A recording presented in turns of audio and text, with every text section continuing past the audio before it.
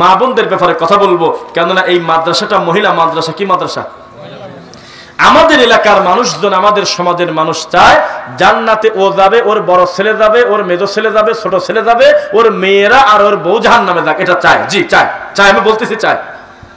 কেননা মার্কেট খোলা, cinema hall খোলা, বাজার খোলা, তারপরে নাচের আড্ডাখানা খোলা, কিন্তু মহিলাদের জন্য আল্লাহর ঘরটা বন্ধ। মিথ্যা না সত্য?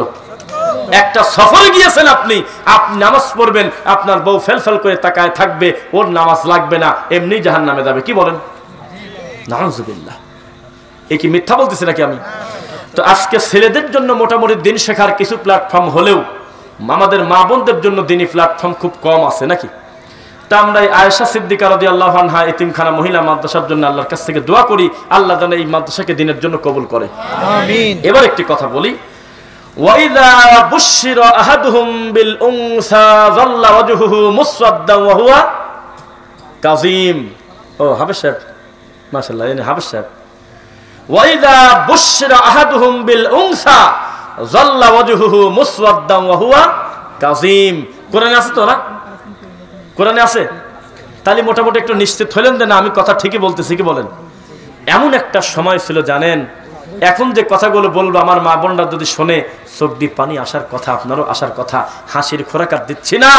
এক সময় খবর পাইছে লোকটা কর্মে গিয়ে তার একটা মেয়ে হয়েছে, মুখটা কালো হয়ে গেছে। শোনেন নাই? খালি শুনছে যে তার মেয়ে হয়েছে, মুসওয়াদ্দাম ওয়া হুয়া কাযিম জাল্লা ওয়াজহু, তার মুখটা কালো হয়ে গেছে।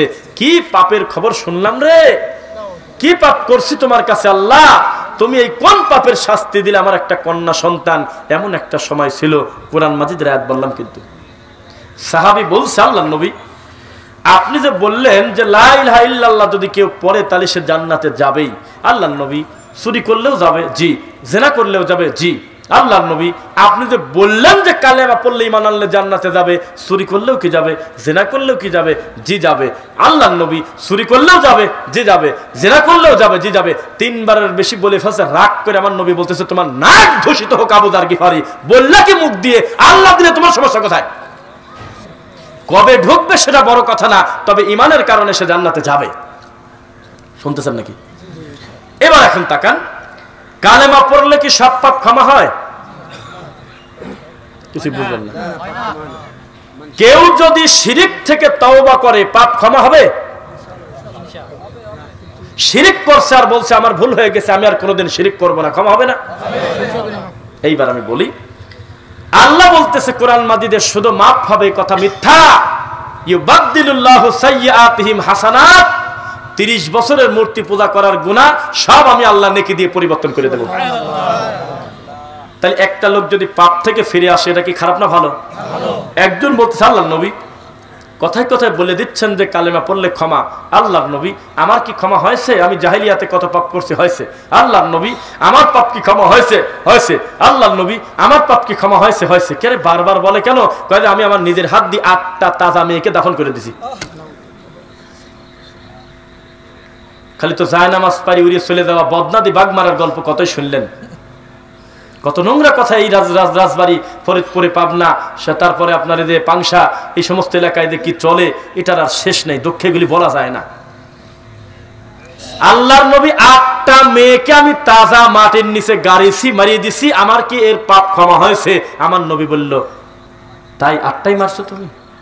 এত বড় কঠিন পরিস্থিতিতে মুহাম্মদ সাল্লাল্লাহু আলাইহি ওয়াসাল্লাম সেই কবর থেকে তুলে ওই জায়গা থেকে নিয়ে, ওই অন্ধকার থেকে নিয়ে যেই মা বোনদেরকে সিংহাসনের চেয়ারে বসায়েছে, ওই মহিলারা পেট্রোল পাম্পে তেল বেচে।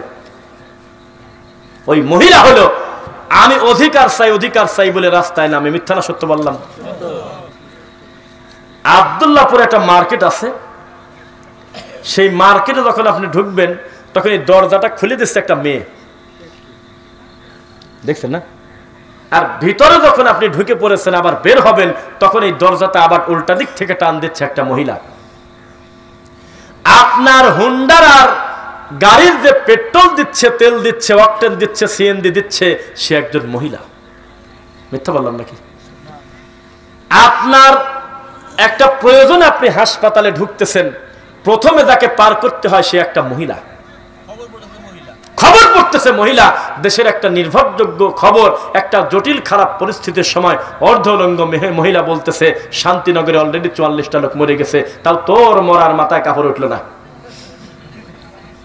বিপদ ওই মরার সাথে ওর বেশি না? এবার আপনাকে আমি বলি, এত বড় কঠিন পরিস্থিতিতে যাদেরকে এত সম্মান দেওয়া হলো, আমরা বাংলা ভাষায় বলি হলো মহিলারা জমিদার। কি কি বলি বলেন? যদি বলেন কি কর জমিদার মানে, জি ওর বাপ বিক্রি করে খায়, তাতে ওর কি? ওর বাপ বিক্রি করে ওকে খাওয়াবে, কারণ হলো মহিলা। সুবহানাল্লাহ। ওর বাপ মরে গেছে, তাতে কি বড় ভাই খাওয়াবে?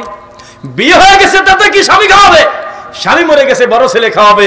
আরে ঘরে বসে থাকি বাপের সম্পত্তি পায়, স্বামীর সম্পত্তি পায়, ঘাটি খাবে রাটে না। ও ব্যানার নিয়ে রাস্তায় নামে স্যার বলতেছে অধিকার চাই, সমান অধিকার চাই।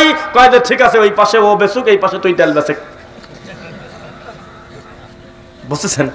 মানে কোরআন যে অধিকার, হাদিস যে অধিকার আমাদের মা বোনদেরকে দিয়েছে, এটা ভালো না মন্দ? একে তুলনা চলে? এই অধিকারটা তাদের ভালো লাগলো না। এখন প্রতিটা সেক্টরে তারা ঢুকে গেছে। কতটুকু কল্যাণ হয়েছে তা জানি না, তবে একটা প্রতিষ্ঠানে যদি 20 জন পুরুষ থাকে, ওর ভিতরে 3টা মহিলা ঢোকায় দিয়েছে বা 5টা মহিলা ঢোকায় দিয়েছে, এটা বাধ্য। তখন এই 15টা ছেলে মানুষ, শিক্ষিত মানুষ, মা মরা এতিমের মতো ওই মহিলার দিক টাকা থাকে আর গল্প করে। আর যার শরীরের মধ্যে রক্ত নাই, পুঁজ আছে, এই খাটার শোলে বাড়িতে বসে বসে গেদা লাগতেছে। বউ তো পাঠা দিছে। তো ব্যক্তিত্ব যদি থাকতো, কি এটা পারতো যে আমার বউকে 18টা ঘন্টা 12টা ঘন্টা পর পুরুষ দেখবে? এটা মানে কিভাবে? বুঝতেছেন? যদি এগুলো ঠেকাতে চান, তাহলে এক কথায় বলবো, এই ধরনের কোরআন হাদিস পরিচালিত মাদ্রাসাগুলো বেশি বেশি তৈরি করে বাচ্চাদেরকে দিন শেখান। বলেন ইনশাল্লাহ। বুঝতে পারতেছেন? এই মাদ্রাসার পরিচালক যিনি, তার নামটা বলেন তো দেখি। আচ্ছা, উনি ভালো মানুষ তো? উনি থাকে প্রবাসে, তবে তার বক্তব্যে, তার কথায় আমরা বুঝি তার আত্মা থাকে আপনাদের কাছে, জানটা দিয়ে ভালোবাসে আপনাদের। শুধুমাত্র আমার এলাকাবাসী আল্লাহর দিন বুঝুক, তাওহীদ বুঝুক, আমার এলাকাবাসীর জন্য আমি আল্লাহর দিনের জন্য কিছু করব, মনে হয় এই লোকটার ধ্যান ধারণা খালি ওইটাই। মিথ্যা বললাম?